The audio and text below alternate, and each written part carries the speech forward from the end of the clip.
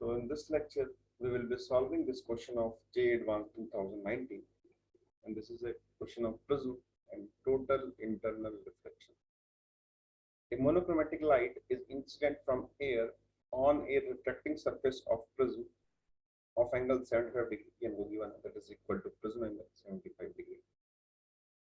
The other reflecting surface of the prism is coated by a thin film of refractive index n। तो यहाँ पे आपने किसी और फिल्म की कोटिंग कर दी है प्रिज्म के ऊपर, जिसका कुछ इंडेक्स दे रखा है हमको n। and now this is the main point.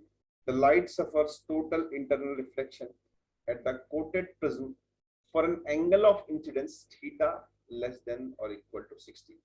कि जब इस एंगल की वैल्यू 60 या 60 से कम है तो यहाँ पे TIR हो रहा है सरफेस पर।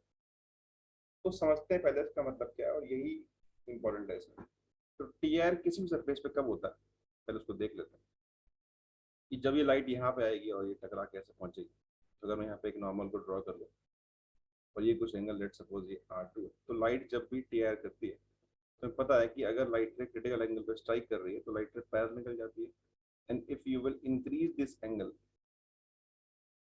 Beyond C, then light will come back to the same medium और यहाँ पे लाइट रिफ्लेक्ट हो जाती है। इसी को हम बोलते हैं दिस इज TIR।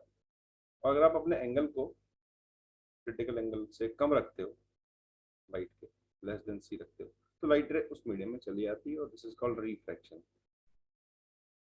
तो कह रहा है कि 60 डिग्री से कम पे या 60 पे लाइट रे का TIR यहाँ पे हो जाता है। मतलब 60 पे हो रहा है तो 60 is what, 60 is critical value यहाँ के लिए क्रिटिकल वैल्यू।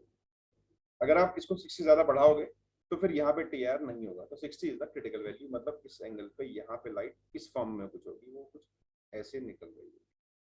अब सॉल्व करते हैं इसको। मतलब ये जो एंगल है ये आपको मिल गया, दिस इज इक्वल टू 90। तो अगर मैं इस पॉइंट को A मान लूँ, इस पॉइंट को B मान लूँ, तो मैं लगाता हूँ A पे स्नेल्स लॉ। तो यहाँ का एयर का 1 into sine theta is equal to √3 equal to sine R1 बोल देते हैं इसको, this is equal to R1।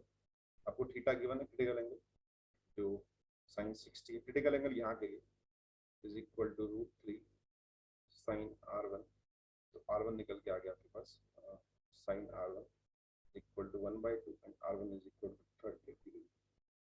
अब नाउ वी नो दैट कि प्रिज्म में A इज इक्वल टू हमेशा होता है R1 plus R2। A is 75, R1 is 30, तो R2 we can find it is equal to 45 degree.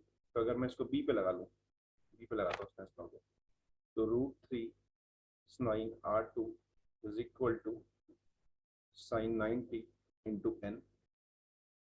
So √3 sine 45 R2 put कर देता हूँ, this is equal to √2 is equal to n। n square is equal to 3/2 and n square is equal to 1.5। बहुत एक basic question था, इसका answer निकल गया 1.5। So that's it for this question.